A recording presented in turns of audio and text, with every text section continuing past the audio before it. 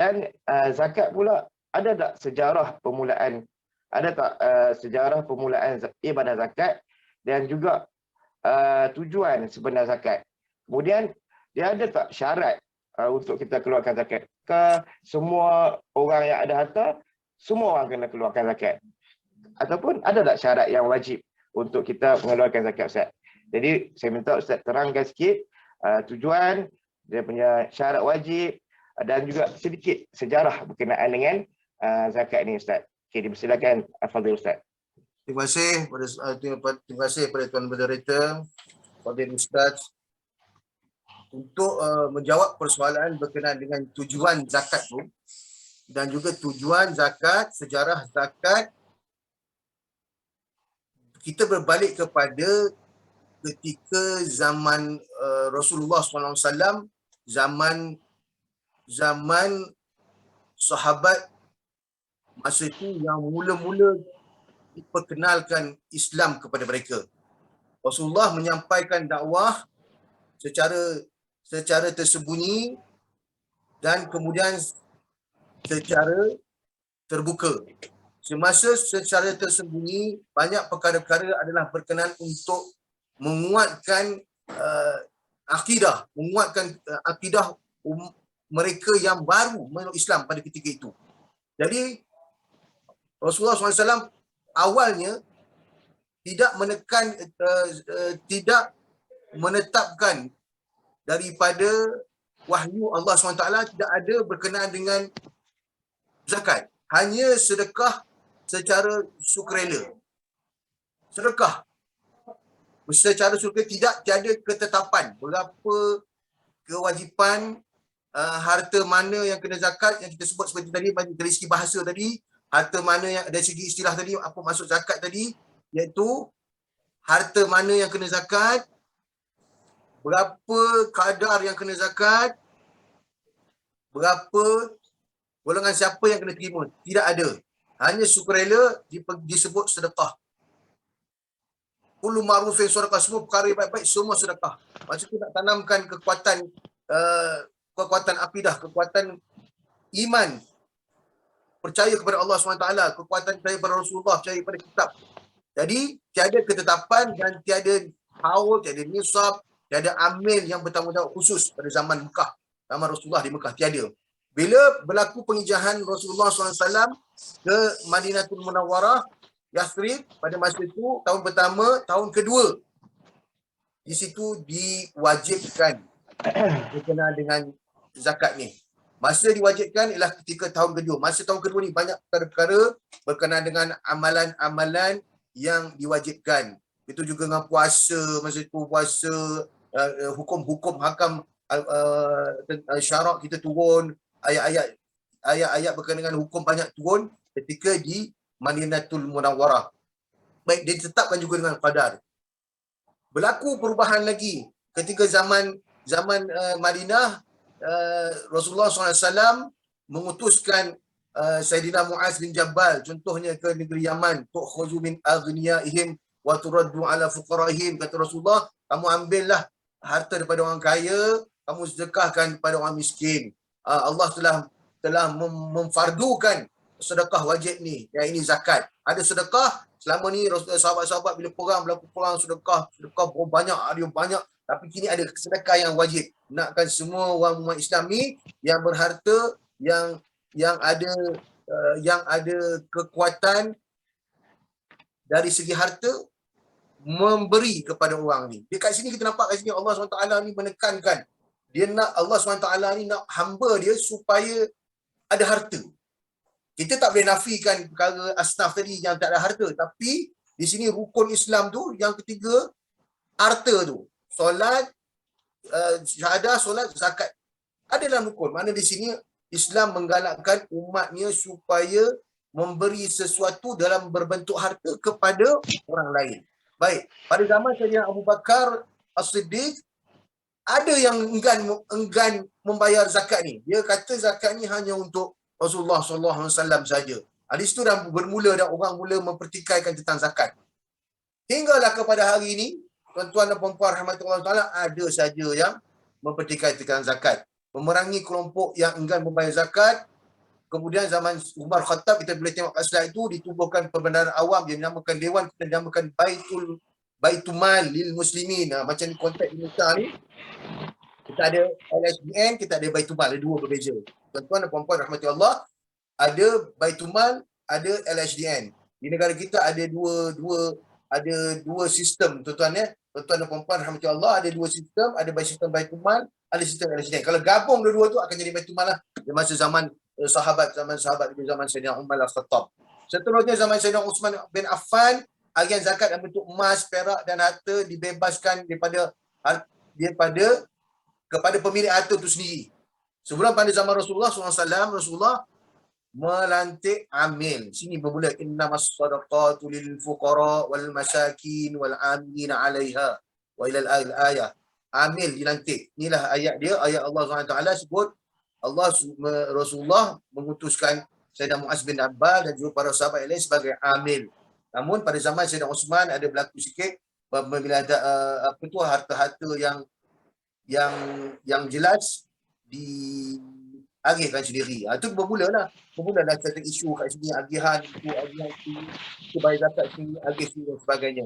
Hingga zaman Sayyidina Umar, Sayyidina Ali bin Abi Talib, kegemaran umat Islam untuk bayar zakat mula tumbuh persepsi masyarakat bahawa pemerintah tidak memiliki komitmen terhadap agama. Ini tuan-tuan dan puan-puan, tuan-tuan dah nampak sejarah kan zaman Rasulullah, zaman Khulafaur Rasyidin. Adapun dari segi tujuannya tuan-tuan, tujuan zakat itu, ya tuan moderator, tujuannya adalah tidak lain tidak bukan, tujuan zakat itu untuk mengimbangi sosioekonomi di antara masyarakat kaya dan miskin.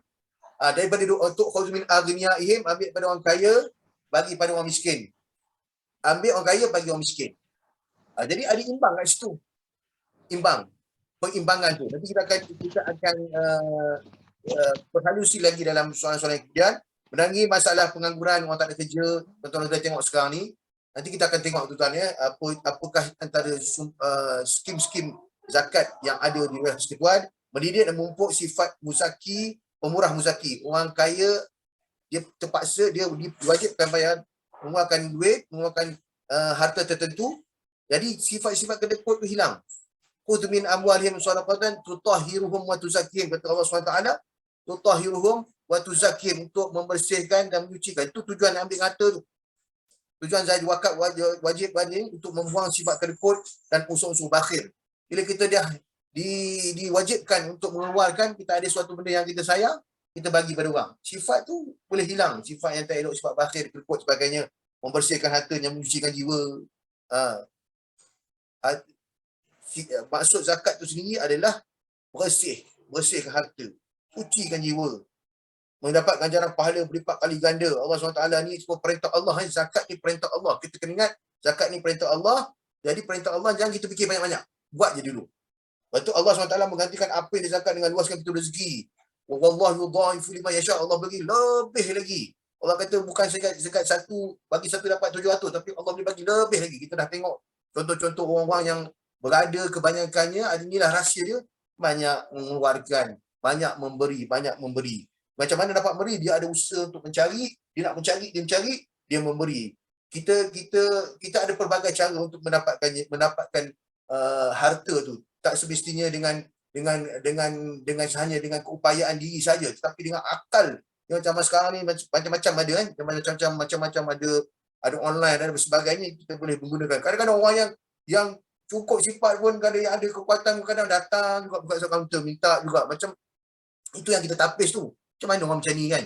Sedangkan dia ada upaya, dia ada otak, dia ada banyak perkara dia boleh fikirkan. Allah alam. Seterusnya, menguatkan persaudaraan dan kasih sayang di antara muzakin orang lain. Kita banyak bagi. Itu yang memberi ni, bagi pada kerabat dulu. Orang lain bagi kerabat, lepas tu bagi pada orang-orang yang memerlukan. Jadi kita sentiasa memberi ni kan, dia ada wujud dia sifat kasih sayang. Sifat kasih sayang antara yang paling utama untuk diwujudkan, bagi je. Ganas macam mana pun binatang tu, kalau kita bagi dia makan, bagi makan, dia akan jadi jinak. Itu saja untuk yang soalan ni tuan moderator, kepada Ustaz, terima kasih.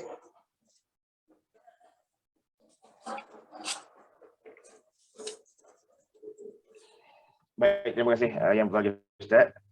Baik, apa yang saya faham di sini berkenaan dengan apa yang Ustaz terangkan tadi, tujuan dia tu bukannya untuk kepada orang yang kita beri, Tetapi kepada yang si pemberi itu pun ada tujuan, ada manfaat dia, iaitu nak kita membersihkan harta, kita menjadikan harta kita lebih berkat, dan sudah tentulah orang yang mendapat zakat itu dapat menambah baik nilai kehidupan mereka dengan sebab kekangan kewangan dan sebagainya. Dan yang pastinya orang yang memberi zakat itu akan merasakan hartanya bertambah berkat, hartanya bertambah dengan cara yang betul dan sebagainya. Dan itu juga mengajar kita tentang kesyukuran ya Ustaz kan. Sebab kita bila kita tengok harta kita ada banyak, kita boleh bagi sedekah, dan juga yang wajibnya adalah zakat. Di mana zaman Rasulullah SAW dan zaman Sayyidina Umar kalau tak salah, dia memerangi orang yang tidak membayar zakat. Maksudnya itu adalah yang melanggar dengan perintah Allah SWT dan diperangi dalam agama Islam.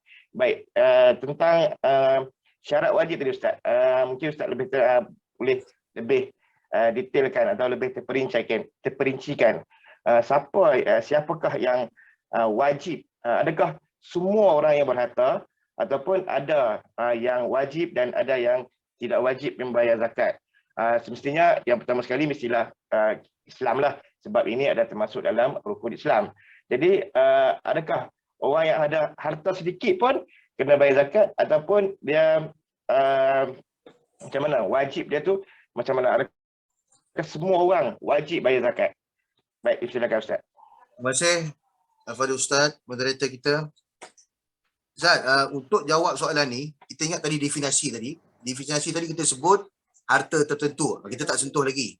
Kita sentuh sekarang ni syarat-syarat tertentu. Ni syarat dia. Harta tertentu. Lepas tu kita sebut tadi harta tertentu, syarat-syarat tertentu, dan kepada siapa kita nak agihkan. Golongan-golongan tertentu yang menerima. Bukan semua yang menerima harta tertentu. Lepas tu dia ada kadar dia. Dan sekarang ni kita tengah berceritakan, kita nak menerangkan tentang syarat-syarat tertentu. Harta tertentu kita tak terang lagi. Kadar dia masuk dalam syarat sekali.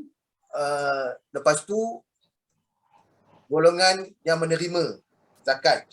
Golongan tertentu. Sekarang ni kita nak menerangkan tentang syarat-syarat tertentu. Okey, syarat wajib zakat ni. Siapa yang kena zakat ni? Siapa yang kena zakat ni? Pertama, zakat dikenakan seperti yang Tuan Ustaz sebutkan tadi kepada orang Islam. Clear. Orang bukan Islam tak kena zakat. Sebut je orang bukan Islam, jangan kita panjangkan cerita, memang tak kena zakat. Datang orang bukan Islam, kadang datang kaunter juga, datang kaunter zakat, nak bayar zakat. Tapi kita tahu orang bukan Islam tidak wajib bayar zakat. Yang wajib bayar zakat orang Islam. Bila sebut orang Islam, dia tak ada tetapkan akli balik ke, kurang upaya ke, tak sihat ke, orang tua ke, siapa ke. Yang penting dia mestilah Islam, dia mestilah merdeka. Islam merdeka. Masuk merdeka sini bukan hamba, dia bebas. Dia tak takluk mana-mana kepada siapa-siapa. Okey, sama sekarang ni kita nak sebut pasal, bila kita sebut pasal merdeka ni, kita rasa ada lagi ke hamba? Kadang-kadang tu ada lagi tuan-tuan. Macam kalau negara perang, tentu ada hamba. Dan negara di Malaysia ni, kebanyakannya hamba, kadang-kadang kita yang nak keluarkan diri dia kan, daripada kerja-kerja yang tidak ikut syarak, macam orang yang menjual diri dia kan, mendadah. Ada juga kadang-kadang kita cuba bantu yang itu. Jadi sini yang jelas ni syarat utama sekali Islam merdeka. Lepas tu baru kita tengok pada harta. Ni harta ni bukan jenis harta, sifat harta tu. Tadi diri Islam merdeka, dua je. Yang lain tak ada. Kalau harta orang yang tak sihat, kata orang kurang siuman, dia ada harta, ada orang wajib tunaikan harta bagi pihak dia. Begitu juga dengan yang merdeka. Yang tak merdeka memang tak kena. Walaupun orang yang tak merdeka ni biasanya tak ada harta. Harta dia dikontrol oleh tuan dia, tuan hamba. Dia hamba. Baik. Syarat ketiga ni sempurna milik. Ini melibatkan harta. Tadi melibatkan diri. Melibatkan harta, sempurna milik. Harta yang ada tu, kita tengok harta tu. Kita tengok harta tu, ada satu harta. Kata contoh kita ada pendapatan. Kita dapat duit. duit ni siapa punya? Orang Islam punya. Merdeka tak dia? Merdeka. Lepas tu, milik dia sempurna tak kata ni, milik sempurna mana je boleh guna. Bila-bila nak guna, dia nak ambil, dia nak keluarkan, boleh. Contoh yang tak sempurna ni macam dalam duit cabinet SP. Nama dia. Tapi dia tak boleh keluar. Hanya syarat tertentu boleh keluar. Itu juga kalau duit yang disimpan yang hanya masa-masa tertentu saja dia boleh. Apa-apa saja ciri begitu, dia tak ada milik sempurna, dia tak ada kuasa untuk menguruskan, kuasa mengambil, mengurus, mengawal dan sebagainya, itu bukan milik sempurna, mana dia tak layak, harta itu tidak layak dizakatkan. Tapi kalau harta itu sempurna milik, layak zakat. Syarat wajib dia. Lepas tu cukup haul pula. Tengok harta tu cukup haul tak? Masuk haul sini, cukup tempoh masa dia. Tempoh masa dalam bulan Hijriah. Kalau bulan Qamariyah Hijrah ni bulan Islam. Kalau Qamariyah bulan Masihi. Pada dalam bulan Islam ada 359 lebih kurang. Kalau bulan Masihi ada 365. Jadi dalam Islam kita kira bulan Masihi. Nak mudah Ramadan ke Ramadan. Macam tu kan. Nak ambil ganjaran pahala besar di bulan Ramadan tu. Ramadan ke Ramadan. Kalau kita kira bulan 1 sampai bulan 12, boleh kira bulan 1 12. Tapi kalau kita dah bayar tiap-tiap tahun selama 33 tahun lebih, 30 lebih 30 tahun, kita akan kurang setahun. Sebab bulan Islam dia kurang daripada bulan Masihi. Bilangan hari bulan Islam tidak sama seperti bilangan hari bulan Masihi. Itu beza dia. Jadi syarat yang keempat, cukup haul, cukup tempoh tu. Daripada cukup tempoh satu harta tu, tengok kena zakat tak? Kena ke tak kena? Begitu juga dengan syarat kelima, cukup nisab kadar tadi. Kadar tertentu tadi tu. Ini mana kadar tertentu nisab ni? Kalau duit 2.5%, kadar dia 1 nisbah 40. Nisbah kadar dia. Maksudnya, bukan, minta maaf. Cukup nisab ni maknanya 85 gram emas. Ya, kadar nilai harta tu. Macam mana nak nilai dia? Nisab dia. Kalau kata wang ringgit yang bersandar kepada nukut pada bersandar pada ringgit, wang contoh seperti duit ataupun nilai saham ke, nilai apa saja yang bersandarkan kepada ringgit, pada wang, pada mata wang, dianya adalah sebanyak nilai 85 gram emas. Tapi kalau emas pandu pada gram, nisab dia 85. Kalau binatang ternakan, dia pandu pada bilangan binatang keternakan, nisab dia. Kalau di Malaysia, konteks pada hari ini kita menunaikan zakat, misalnya kita menggunakan ringgit. Jadi ringgit kita pakai nilai 85 gram. Jadi 85 gram tu kalau kita tukarkan kepada nilai ringgit, itu yang berbeza-beza tu. Ikut negeri tu, kadang ada nisab dia macam di wilayah Persekutuan Kuala Lumpur ada 20,000. Dia 20,000. Jadi 20,000 lebih 21,000 lah. Kita ambil 21,000. Senang. Begitu. Jadi berpandukan kepada 85 gram. 1 gram berapa emas? Baik. Yang seterusnya berkembang. Harta tu berkembang dan niat untuk dizakatkan. Ini antara syarat-syarat. Kalau tak ada syarat ni, memang tak kena zakat. Kalau harta tu ada syarat-syarat ni, kena zakat. Itu di antara syarat-syarat wajib yang dikenakan kepada harta dan kepada umat Islam. Harta dulu, tengok harta, kalau ada harta situ, cukup tak syarat-syarat tu? Kalau cukup, dia kena zakat. Ustaz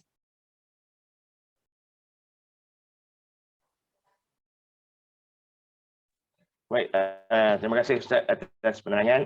Syarat wajib zakat. Maksudnya di sini boleh kita faham, syarat wajib zakat ni ada 7 yang melibatkan diri kita itu adalah 2, iaitu Islam dan merdeka. Dan 5 lagi itu melibatkan harta, iaitu sempurna hak, sempurna milik, cukup hal, cukup nisab, berkembang dan juga zakat perniagaan tu. Baik Ustaz. Dekat dunia ni lah kan, semua orang berpendapatan, bekerja untuk menyara kehidupan masing-masing. Maksudnya semua ada pendapatan. Tidak kiralah yang besar pendapatannya ataupun yang sedikit pendapatannya. Boleh tak Ustaz jelaskan pendapatan yang kita dapat tu kena tak zakat, dan bagaimana kita nak pastikan ataupun pengiraan dia sama ada ni kita layak tak dengan pendapatan kita tu, kita layak tak ataupun kita wajib tak untuk kita keluarkan zakat, ataupun pendapatan kita itu tidak melayakkan kita untuk mengeluarkan zakat, sekadar untuk kegunaan kita ataupun dia sudah melebihi kegunaan kita ataupun dia kena keluarkan zakat. Macam mana Ustaz untuk zakat pendapatan? Sebab semua orang ada pendapatan masing-masing. Macam saya kata tadi, tak kiralah OKU ke, bukan OKU juga, dia tetap mencari pendapatan untuk menyara kehidupan. Tetapi setengah orang tidak faham, pendapatan dia tu pun ada hak orang lain. Dalam pendapatan kita, dalam duit kita ada hak orang lain. Adakah hak orang lain itu termasuk dalam pendapatan kita? Jadi untuk saya jelaskan sedikit tentang zakat pendapatan kita tu dan bagaimana kita cara nak mengira dia dan nak pastikan sama ada kita ni layak ataupun tidak untuk kita keluarkan zakat pendapatan kita. Tafadhal Ustaz. Terima kasih Ustaz. Ustaz sebut tadi kan, Ustaz kata setiap daripada harta kita ada hak untuk orang lain. Itu dah situ dah satu jenis hak tu, maknanya harta tu memang orang lain punya, bukan kita punya. Maknanya kita kena keluarkan dalam salah satu harta yang tertentu tadi yang kita sebut pasal definisi tadi. Pertama tadi definisi harta-harta tertentu. Ini dah salah satu harta dia, iaitu zakat pendapatan, harta yang diperolehi daripada pendapatan. Baik, apakah dia maksud pendapatan? Untuk kita jelas kat sini, maksud pendapatan tu, pertama kita tengok pada zaman hari ni, pada zaman lah ni, sumber pendapatan banyak diperolehi melalui kita punya gaji atau upah dengan ada majikan. Pertama, ni hasil penggajian dan upah kerja. Kita boleh tengok slide tu. Pertama, hasil penggajian dan upah kerja. Dia dapat suatu harta tadi, sama ada bentuk wang kan. Biasanya kita dapat wang lah. Wang ringgit Malaysia ni, ringgit Malaysia. Luput dari segi wang yang kita upah yang kita perolehi itu adalah berbentuk wang. Apa kita dapat? Gaji. Hasil penggajian dan upah kerja. Maknanya di sini lebih tunjukkan ada majikan biasanya. Ada majikan yang bayar kita. Gaji, upah, bonus. Ada yang ada gaji, ada yang ada upah, ada yang ada bonus, ada yang tuntutan kerja lebih masa, ada yang dapat melalui gratuiti, pampasan. Gratuiti ni majikan bagi. Kalau pampasan ni kalau ada sebab kita berhenti tengah kerja ke, atau kita dimohon untuk berhenti kerja ke, itu bernama pampasan. Tapi kalau gratuiti ni biasanya kalau kita dah kerja, ini semua majikan, ada majikan. Intensif, ada resource scheme pilihan saham pekerja, dan apa-apa yang bersumberkan perkhidmatan atau penggajian. Biasanya ni memang ada majikan. Di Malaysia ni banyaklah. Ada banyak company kan. Ada company kerajaan, ada majikan di kerajaan, ada majikan dia pihak swasta, ada majikan di jambatan penerangan, ada majikan, di semua tu majikan. Ada majikan sekolah, ada majikan itu gaji dia kerja, dia dapat gaji. Itu pertama. Itu pun dikira pendapatan. Ataupun yang kedua, hasil kerja bebas. Dikira pendapatan juga. Ini dia kena zakat, dia kena tengok dulu. Tengok dulu, ni jenis harta-harta yang kena. Apa yang dapat dia? Bayaran perkhidmatan konsultasi profesional. Dia bukan kerja dengan majikan tu, tapi ada orang bagi duit sebab dia pergi ceramah ke, dia pergi sana, dia buat di sini konsultansi, dapat duit. Dia pergi sini orang bagi dia disebut sebagai bayaran disebut kadang-kadang orang sebut macam zabati ya. Ada kata sebut zabati, ada sebut kata bayaran sumbangan sebagainya. Tapi ciri-ciri dia tak ada majikan tapi dia dapat. Pun dikira pendapatan juga. Ataupun yang kedua tu bayaran atau keuntungan projek yang diterima oleh kontraktor. Kontraktor dapat upah, keuntungan dan sebagainya. Dia tak kerja dengan majikan tu. Majikan tu bayar dia. Commission atau residual income seperti jualan, insurans. Commission ni banyak commission kan. Takaful, trust, brokerage dan seumpamanya. Mana-mana saja dia dapat income misalnya daripada kerja macam tu, dia jual apa sebagainya, ada commission, ada apa, itu pun dikira hasil kerja bebas. Dia tak ada tertakluk mana-mana majikan. Itu juga royalty, commission hasil penulisan buku, penerbitan, aktiviti seni dan sebagainya. Itu tuan-tuan dapat beza situ. Tadi ada majikan, dan sini dia kerja sendiri, freelance, banyak kata freelance. Dan ketiga, hasil sebelum tu ketiga ni Satu lagi ni sumbangan wang ni atau faraid. Lagi apa ni? Ni apa tu, nikah apa tu? Duit apa tu? Duit Astaghfirullahalazim. Dah lama tak nikah, dah lama lupa Ustaz. Apa tu? Nikah tu, duit nikah tu Mas apa? kahwin. Mas kahwin. Allahuakbar. Tak kena kahwin orang lagi. Agak Mas kahwin. Daripada atau kena faraid. menikah semula Ustaz. Dah lama lupa. Mas kahwin. Mas kahwin. Dapat dia terima orang bagi. Hibah orang bagi. Sumbangan macam tu. Dia tu kira sebagai harta yang perolehi melalui sumbangan. Dia dapat juga. Dia boleh dah campur dalam semua pendapatan dia. Untuk tahun tu. Dia nak kira bulanan boleh, nak kira tahunan boleh. Dia kira. Mana itu semua harta-harta yang dia perolehi. Itu dengan harta yang ketiga ni. Harta yang menghasilkan pendapatan. Contoh, harta tu tak kena zakat. Rumah tak kena zakat. Tanah tak kena zakat. Tapi bila kita sewakan, hasil sewaan aset, bangunan, permis dan sebagainya, dia dapat hasil daripada sewaan itu. Ataupun itu dinamakan al-mustaghalat, produk seperti lembu, hasil kenakan daripada susu, telur, madu. Susu, telur, ayam tak kena zakat. Binatang yang kena zakat, binatang seperti kambing, lembu, unta, kibat dan simpat kena zakat. Tapi ini telur, ayam bila banyak-banyak tak kena. Tapi bila menghasilkan telur, kena zakat. Menghasilkan lepas kita bela dengan madu, kena zakat. Itu pun masuk dalam zakat al-mustafad, zakat pendapatan. Ustaz. Baik Ustaz, terima kasih Ustaz atas penerangan tadi Ustaz. Baik Ustaz, kita mendengar perkataan zakat ni dari kecil-kecil lagi. Masa kecil tu kita hanya mendengar perkataan zakat fitrah. Sebab apa? Sebab bila suasana Ramadan dah dekat nak Idul Fitri, kita akan ikut mak ayah kita pergi bayar zakat fitrah dekat masjid. Dan ayah kita akan bergegas ataupun cepat-cepat tunggu ataupun nak bayar zakat tu. Takutnya esok nak raya, tak sempat dah nak bayar zakat fitrah. Zakat fitrah ni tengok semua orang miskin kaya, semua orang pakai kalut ataupun cepat-cepat nak bayar. Tak kira lah. Kita kenal dia tu, dia ni tak kaya sangat, tak ada pendapatan sangat. Tapi dia pun bayar juga zakat fitrah ni. Okey, itu zakat fitrah. Dan kita pula sekarang ni, kita pula uruskan zakat fitrah anak-anak kita, zakat fitrah isteri kita. Okay? Jadi saya nak Ustaz terangkan sikit berkenaan dengan zakat fitrah ni dan zakat harta ni, dia ada tak perbezaan ataupun maksud dia ataupun perbezaan lah zakat fitrah dengan zakat harta. Zakat harta tadi dia tentulah kepada orang-orang yang berharta. Tapi zakat fitrah ni kita tengok orang-orang yang tidak berharta pun ataupun tak banyak hartanya bayar juga zakat fitrah tu. Bila mana bulan puasa, kita tengok ini waktu dia itulah bulan puasa, bila ada hari raya, semua orang pakai sebut, hang dah bayarkan zakat fitrah, hang dah bayarkan zakat fitrah. Walaupun dia kita tengok taklah kaya mana, tapi orang tanya juga, dah bayarkan zakat fitrah, esok nak raya dah. Jadi apa beza Ustaz ataupun apa maksud zakat fitrah dan juga zakat harta ni? Boleh Ustaz terangkan perbezaan ataupun maksud kedua-dua zakat ni, zakat fitrah dan zakat harta? Silakan Ustaz. Terima kasih Ustaz atas soalan berkenaan perbezaan antara zakat fitrah dan zakat harta.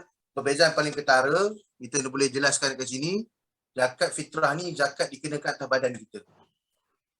Badan yang kita ada ni, yang kita ada dan kita tunaikan di atas diri kita tu. Tapi kalau zakat harta ni kepada harta. Jadi kita keluarkan harta. Walaupun zakat fitrah, itu pasal asalnya dalam mazhab Imam Syafi'i, dia zakat fitrah ni dia punya makanan asasi kan.